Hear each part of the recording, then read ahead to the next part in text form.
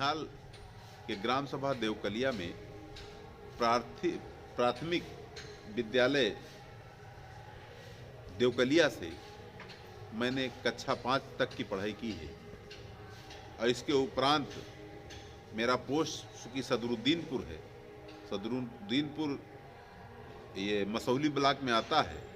मसौली विधानसभा हुआ करती थी पहले।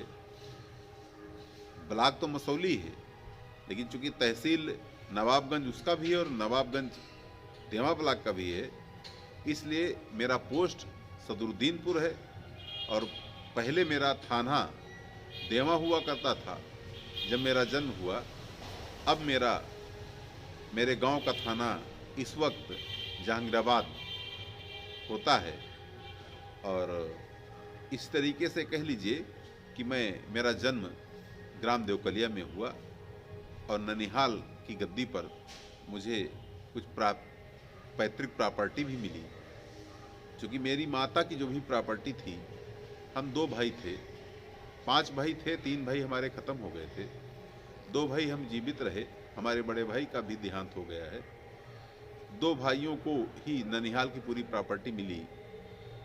मेरे पिताजी की प्रॉपर्टी जो थी वो फतेहपुर ब्लॉक में मझगौवा के पास एक गांव है दौलतपुर। उस दौलतपुर गांव के में जन्मे हमारे पिताजी, वहाँ भी हमारी प्रॉपर्टी रही है। और मेरे पिताजी को उनके बाबा की भी प्रॉपर्टी कुछ मिली थी। क्या रिलेशन था मुझे नहीं पता। ब्लॉक फतेहपुर में एक मीरा मऊ गाँव है। उस मीरा मऊ गाँव में छांदवल गाँव और मीरा मऊ गाँव में हमारे 2 मकान थे और 28 बीघे ज़मीन और कुछ इसी तरीके से छांदवल में भी ज़मीन थी। इस तरीके से छांदवल और मीरा मऊ और देवकलिया 3 जगह की प्रॉपर्टी हम 2 भाइयों पर थी। और हम अपने परिवार में भाई और बहनों में सबसे छोटे थे और जन्म से ही सामाजिक रहना मुझे पसंद रहा है। और बड़ी कम उम्र में ही मेरे पिताजी का निधन हो गया। जब मेरे पिताजी का निधन हुआ उस वक्त मेरी आयु सिर्फ 3 वर्ष थी।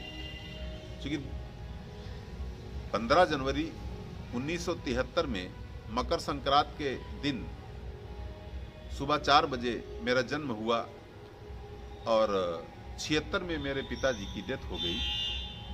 ये मेरे लिए मेरी जिंदगी की सबसे बड़ी आपकी 3 वर्ष आयु दुखद घटना है कि मुझे पिता का प्यार जो है नहीं मिल पाया।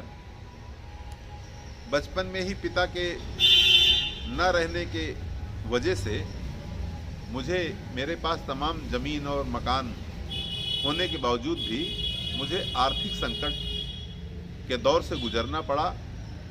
और 12 वर्ष की आयु में ही मेरे भाई ने मेरी माँ को से बंटवारा कर लिया। तो चूंकि ज़मीन थी तो हम और मेरी माँ और मेरी एक बहन उस वक्त जिसका विवाह नहीं हुआ था, और मेरे पिताजी चूंकि सर्विस में थे, प्रधानाध्यापक थे और सर्विस कार्यकाल में ही उनका निधन हुआ था, इसलिए उनकी जगह पर हमारे बड़े भाई को सर्विस मिलनी चाहिए थी। और पेंशन का जब मैं पिताजी की सर्विस बुक पर आया, मैं बालिग हुआ और चूँकि भाई से माता का बंटवारा हो चुका था, मैं माँ के साथ रहता था, बहुत छोटा था। जब मुझे ज्ञान आया, पता चला कि हमारे पिताजी सर्विस में रिटायर नहीं हुए और मतलब कार्यकाल में ही उनकी मृत्यु हुई, तो मेरा उठना बैठना कुछ पढ़े लिखे बुद्धिजीवियों में बचपन से ही रहा। तो मुझे ये जानकारी हुई कि पिताजी की जगह पर मेरी माताजी को नौकरी मिल सकती। मैंने बाराबंकी में भाग दौड़ जब शुरू की तो जिला पंचायत में मैं जब आया, यहीं पर बीएसए ऑफिस हुआ करता था, बीएसए यहीं पर बैठा करते थे, जिला पंचायत में ही। मेरी मुलाकात एक शिव कुमार पांडे से हुई। शिव कुमार पांडे से जब मैंने अपने पिताजी का नाम बताया कि मैं सतगुरु शरण का बेटा हूँ और मैं चाहता हूँ कि मेरी माता को उनकी जगह पर, उनके स्थान पर नौकरी मिल जाए, तो उन्होंने पूरी जांच पड़ताल की और मेरे पिताजी की सर्विस बुक बनवाई।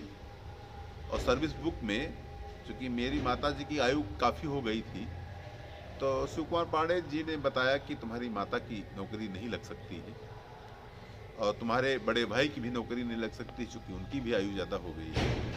अगर तुम नौकरी करना चाहो तो तुम्हारी नौकरी लगवा देंगे।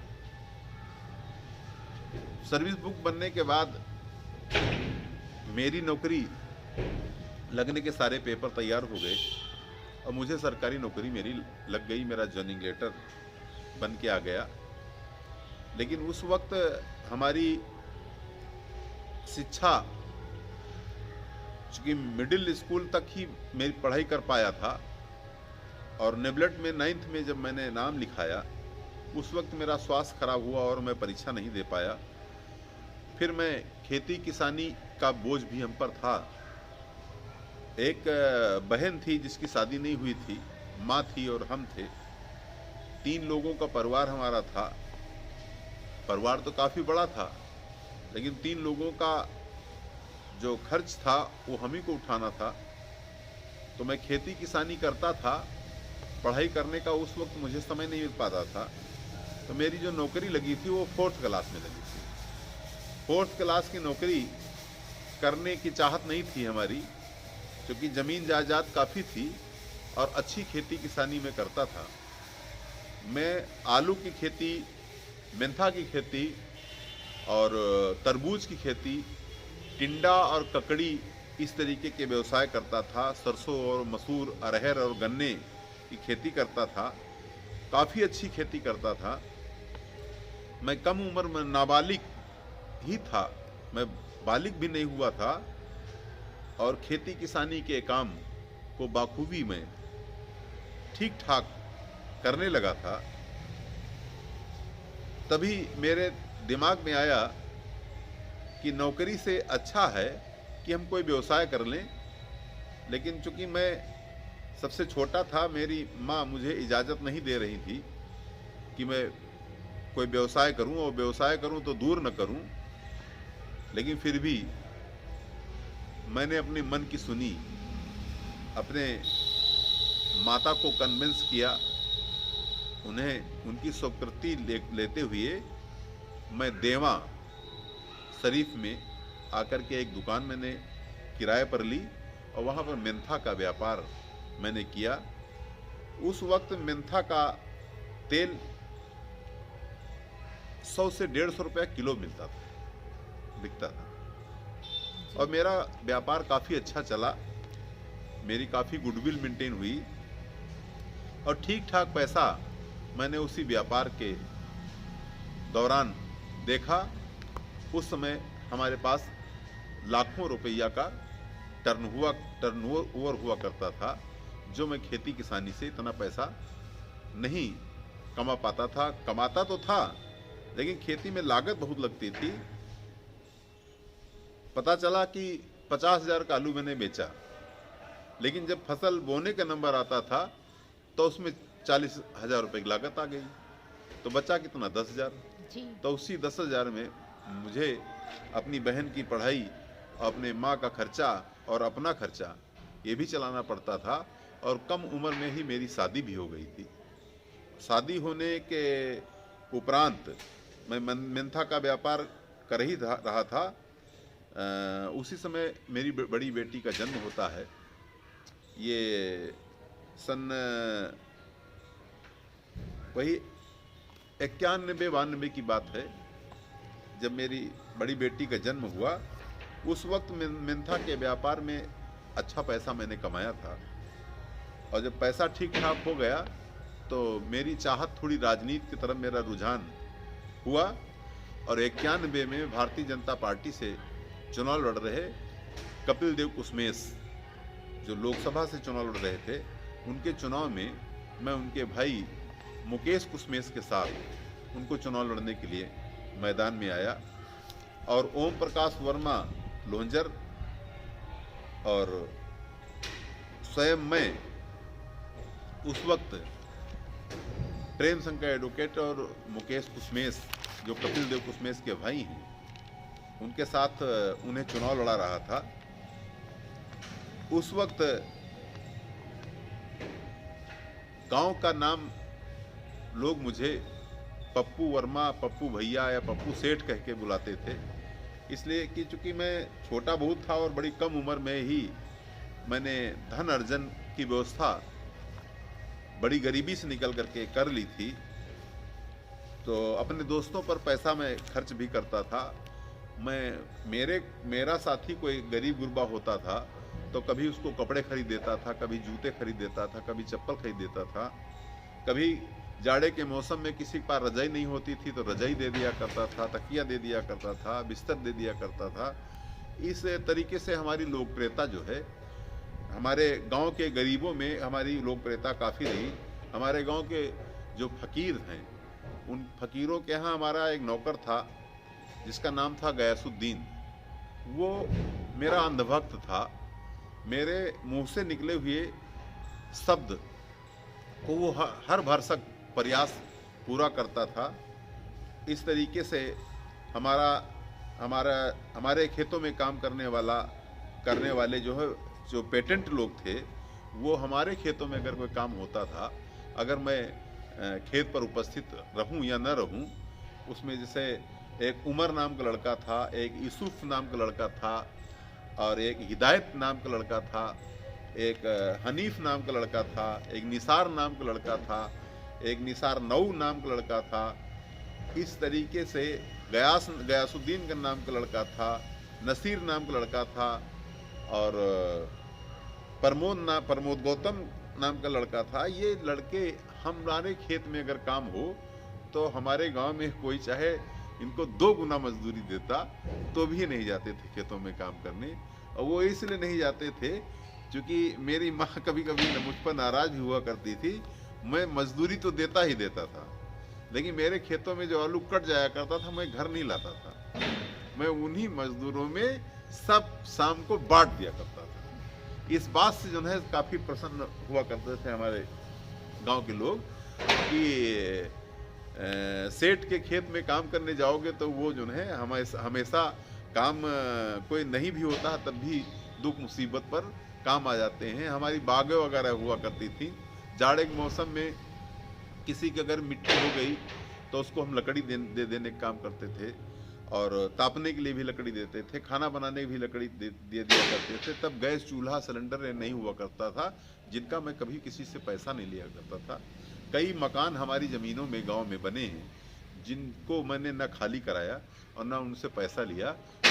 वो मकान जिन लोगों ने बना लिया उन लोगों को वो ज़मीनें मैंने हमेशा के लिए दान दे दी।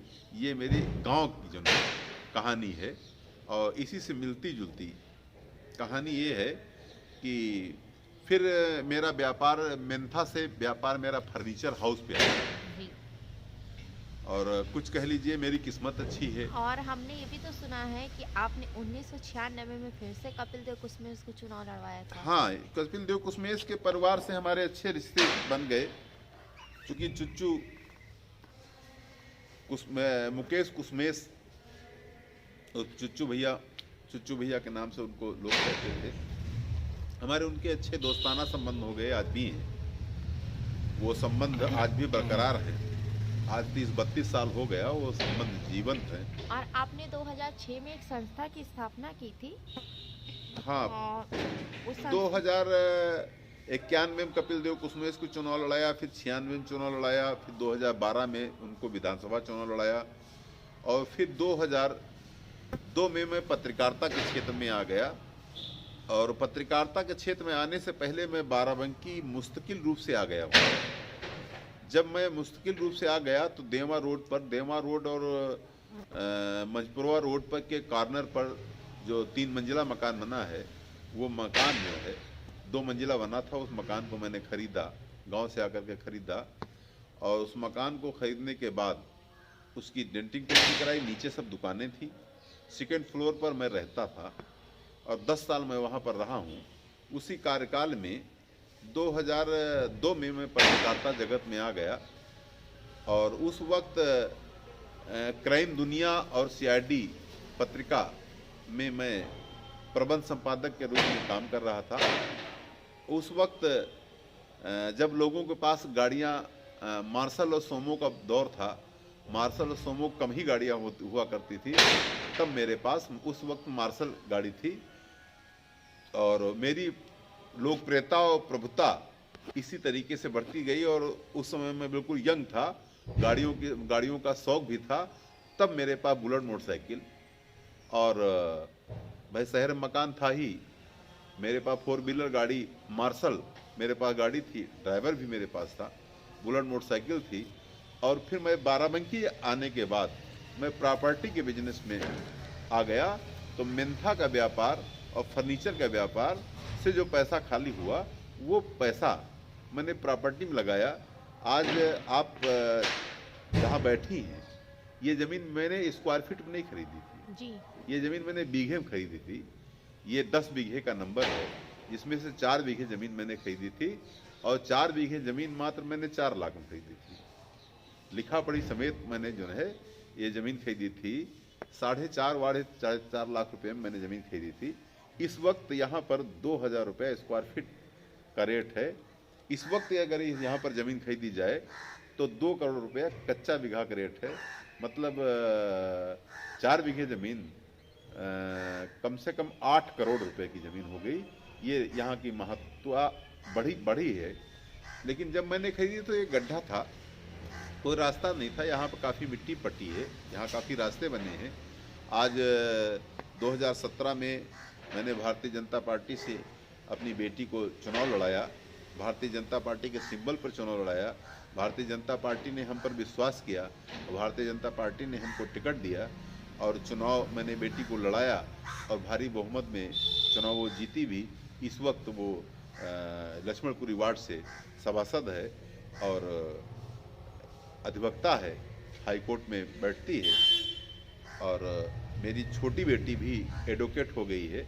मेरा छोटा बेटा भी इंटर पास कर चुका है, बीए में उसका दाखिला मैंने करा दिया है, जिसका शौक थोड़ा बहुत राजनीति का है, और राजनीति से कहीं ज़्यादा उसका शौक सिंगिंग का है।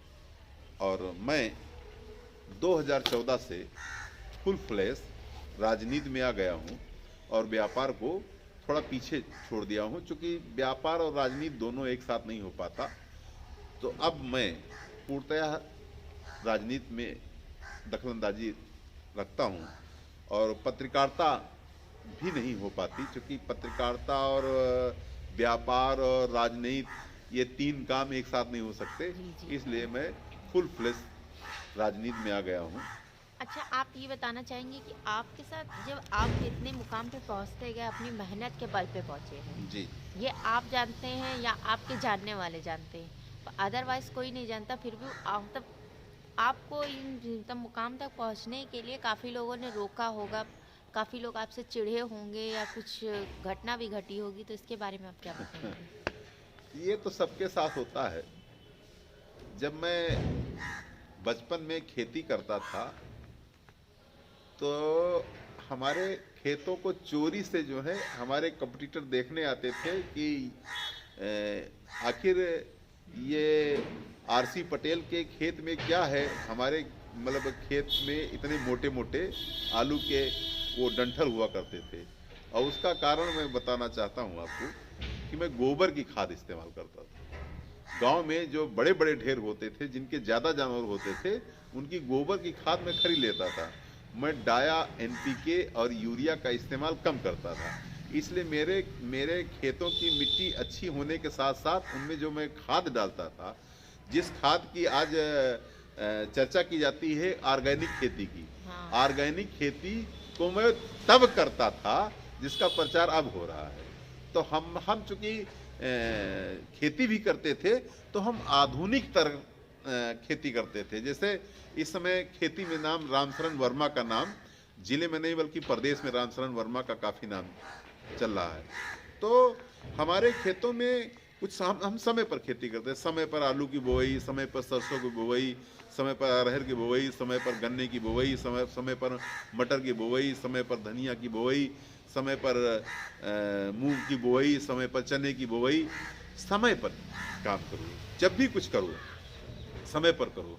आप खुद सोचिए, आप चूंकि पत्रकार हैं, पढ़ी लिखी हैं और आईएएस की तैयारी कर रही हैं, तो मेरा मेरा खुद का मानना है कि जो व्यक्ति सुबह 4 बजे ब्रह्म मुहूर्त में जगता है और अपनी दैनिक दिनचर्याओं को पूरा करने के बाद लेकर के किताब अगर पढ़ने के लिए बैठ जाता है, तो वो पढ़ी हुई बातें दिमाग में सेट हो जाती हैं कि नहीं सेट हो जाती? जी, हो जाती है। इसी तरीके से चाहे वो खेती हो, चाहे वो व्यापार हो, और चाहे वो राजनीति हो, चाहे वो पत्रकारिता हो, चाहे वो पढ़ाई हो, हमारा कहने का मतलब है कि जब जिस काम को करो पूरी निष्ठा और ईमानदारी और पूरी शिद्दत से करो और टाइम टू टाइम करो। अगर टाइम निकल गया और उस काम को आपने किया तो उस काम का कोई मतलब नहीं, आपका समय जाया जाएगा, आपको उससे कोई रिजल्ट नहीं मिलने वाला है। हमारी तरक्की का कारण यही है कि मैंने जो भी काम किया, चाहे जब मैं मेंथा का व्यापार करता था तो मैं फुल फ्लेश मेंथा का व्यापार करता था और मेरी लोकप्रियता, मेरे खर्चे, मेरे अपने लोग मेरी खेती भी देख लिया करते थे। जब मैं मेंथा से फर्नीचर हाउस पर आया तो मैं फुल फ्लैश फर्नीचर हाउस पर काम करता था। मेरा फर्नीचर हाउस का काम मेरी प्रभुता और मेरे प्यार और व्यवहार के दम पर मुकाम पर चला। सद्दीपुर कस्बा है, वहाँ पर जाकर के आज भी जिक्र कर लीजिए कि वहाँ पर आरसी पटेल फर्नीचर हाउस चलाते थे। तो उस फर्नीचर हाउस को किस तरीके से चलता है, हमारे दिए हुए पता नहीं कितने मकानों में विंडो, दरवाज़ा, तखत, फर्नीचर और वो खाना रखने वाला जो होता है, ये सब हमारे दुकान पे बनते थे। तमाम घरों में हमारे यहाँ पड़े हैं। हमारे घर में आज भी मेरी दुकान के तमाम तखत पड़े हैं, बेंचें पड़ी हैं, तमाम सारे फर्नीचर हमारे सिस्टर के यहाँ, हमारे रिश्तेदारी नातेदारी में तमाम फर्नीचर पड़े हैं। इतने लोहालाट हुआ करते थे। पैसा लो, अच्छा पैसा लो, लेकिन अच्छा काम करके दो। इसलिए चाहे खेती करना हो, चाहे व्यापार करना हो, जो भी काम करो शिद्दत से करो, लगन से करो, मेहनत से करो, ईमानदारी से करो, समय पर करो। ये मेरा कहना है और यही चीज़ें आपको तरक्की के मार्ग पर पहुंचा देंगी, ऐसा मेरा मानना है। चूँकि मुझे तमाम संघर्षों के बाद हमेशा कामयाबी मिली है और वो इसीलिए मिल जाती है कि तन साफ जितना होना चाहिए उतना ही मन साफ होना चाहिए। अगर तन भी साफ है, मन भी साफ है, आपके विचार भी साफ हैं और फिर किसी कार्य को किया जाएगा तो उस कार्य का रिजल्ट अच्छा आएगा, ऐसा मेरा मानना है। मतलब आपका तरक्की में जो, जैसे आप बहुत लोग होते हैं ना तरक्की देख देख के एक दूसरे से बैर करने लगते हैं, उसके बारे में आप क्या कहेंगे? ऐसा कोई तो था नहीं? नहीं, बहुत विरोधी रहे हैं। अभी विरोधी? 2017 में मैंने जब चुनाव लड़ाया तो चूँकि मेरा नाम बड़ा था, चूँकि मैं काम काफ़ी दिनों से कर रहा था, जाहिर बात मेरा नाम भी बाराबंकी जनपद में कोई ऐसी पार्टी नहीं जिस पार्टी में कोई नेता ऐसा मिल जाए आपको जिसे पूछें आरसी पटेल और कह दे कि हम नहीं जानते हैं, कोई ऐसा आदमी नहीं। बाराबंकी शहर से लेकर के बाराबंकी पूरे जनपद में गांव से ग्रामीणों तक, छोटे छोटे गांवों तक भी मेरा नाम अगर कहीं पर ले लिया जाएगा तो बच्चा बच्चा कुर्मी नेता आरसी पटेल को जानता है। इसलिए जानता है चूँकि मैं 91 से राजनीति में काम करता चला आया, तो जब मेरा सभासदी का टिकट मेरी बेटी का हो रहा था उस वक्त लोगों ने तमाम कैंची लगाई। हमारी पार्टी के लोग चाहते थे मुझे टिकट न मिले, लेकिन हमारा टिकट मिला हमें, इसलिए कि हमारे पैरोकार हमारी पार्टी के लोग भी थे। क्योंकि हमारी पार्टी के लोग, हमारे वर्तमान सांसद उपेंद्र रावत जी उस समय एमएलए थे, हमारे टिकट को चाहते थे। क्योंकि उपेंद्र रावत जी से भी मेरे बहुत पुराने रिश्ते हैं, 25-30 साल पुराने रिश्ते उपेंद्र रावत जी से हैं। हमारे टिकट को शरद अवस्थी चाहते थे, शरद अवस्थी उस वक्त एमएलए थे, तो शरद अवस्थी भी हमारे टिकट को चाह रहे थे। हमारे टिकट को साकेंद्र वर्मा जो इस समय कुर्सी से एमएलए हैं वो भी चाह रहे थे। हमारे टिकट को सतीश शर्मा जो दरियावाद से एमएलए हैं वो भी चाह रहे थे। हमारे टिकट को जिला अध्यक्ष बाराबंकी के जिला अध्यक्ष वो भी चाह रहे थे। हमारे टिकट जो चुच्चू भैया की बात कर रहे हैं जिनका भतीजा इस वक्त जिला अध्यक्ष है, तब इनका भतीजा जिला कपिल देव कुसमेश जी, इनका कपिल देव कुसमेश जी का बेटा उसमें जिला अध्यक्ष नहीं था। और इनके चाचा हमारे घर पर आते थे, एक छोटे चुनाव में आते थे। ये प्यार मोहब्बत है। इन्हीं सब लोगों के वजह से हमें टिकट मिला। यहाँ नवाबगंज से चुनाव लड़े हरगोविंद जी जो चुनाव नहीं जीत पाए कि किन्हीं कारणों बस, पहले वो एमएलसी रहे हैं, वो भी हमारे टिकट को चाह रहे थे। एक यहाँ पर पूर्व सांसद रही प्रियंका रावत जी, वो हमारे टिकट पर कैंची चला रही थी, लेकिन हमको टिकट मिला ना। सुरेंद्र वर्मा यहाँ पर जिला पंचायत अध्यक्ष रहे हैं, वो हमारे टिकट में कैंची चला रहे थे, लेकिन हमको टिकट मिला ना। रंजीत बहादुर श्रीवास्तव जो वर्तमान में चेयरमैन है, ये भी नहीं चाह रहे थे कि हमको टिकट मिले, लेकिन हमको टिकट मिला ना। हमको ब्रज बहादुर जी चाह रहे थे टिकट मिले, टिकट हमको मिला। इसलिए हम काम पर विश्वास करते हैं और हमें जो मैं चाहता हूं वो कहीं ना कहीं से मुझे मिल जाता है। और जिस व्यक्ति को मैं मानता हूं, हार्डली मानता हूं, दिल और दिमाग से मानता हूं, फिर उसमें किसी प्रकार की कोई बुराई मैं नहीं देखता हूं। अच्छा, सबसे ज्यादा आपको क्या करना पसंद था? मुझे सबसे ज्यादा, देखो मैं नेचुरोपैथ को मानने वाला हूं। नेचर मुझे बहुत पसंद है। मैं शहर में रहने लगा लेकिन शहरी बाबू नहीं बना। मैं ग्रामीण से शहर जरूर चलाया, लेकिन हमेशा ये देखिए तुलसी का पेड़ हमारे पास लगा हुआ है।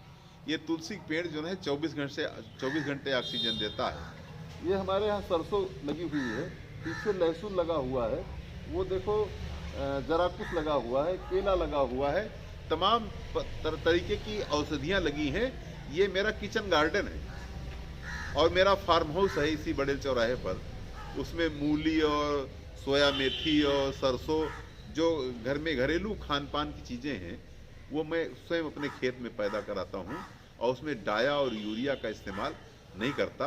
अपने खेत से खलिहान की चीज़ें खाता हूँ।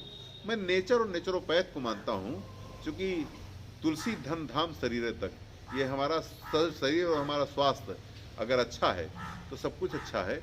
इसलिए खाना पीना, उठना बैठना, संगत कुसंगत, इनका विशेष ध्यान रखना चाहिए। क्योंकि जो व्यक्ति अच्छी संगत में बैठता है, अच्छे लोगों के पास में बैठता है, बुद्धिजीवियों के पास में बैठता है, उसकी शिक्षा भले ही कम हो तब भी वो व्यक्ति कभी फेल नहीं होगा। उसकी तरक्की के मार्ग हमेशा बनते रहेंगे। इसलिए मेरा पूरे हिंदुस्तान के लोगों से मेरी अपील है कि मेरी तरक्की का कारण यही है कि मैं अच्छे लोगों के साथ अच्छी सोसाइटी में बैठ करके अच्छी चीज़ों का अर्जन किया करता हूं, और वही अर्जन मेरे जीवन के विकास का माध्यम बनता है। यही मेरे विकास का कारण है। धन्यवाद सर।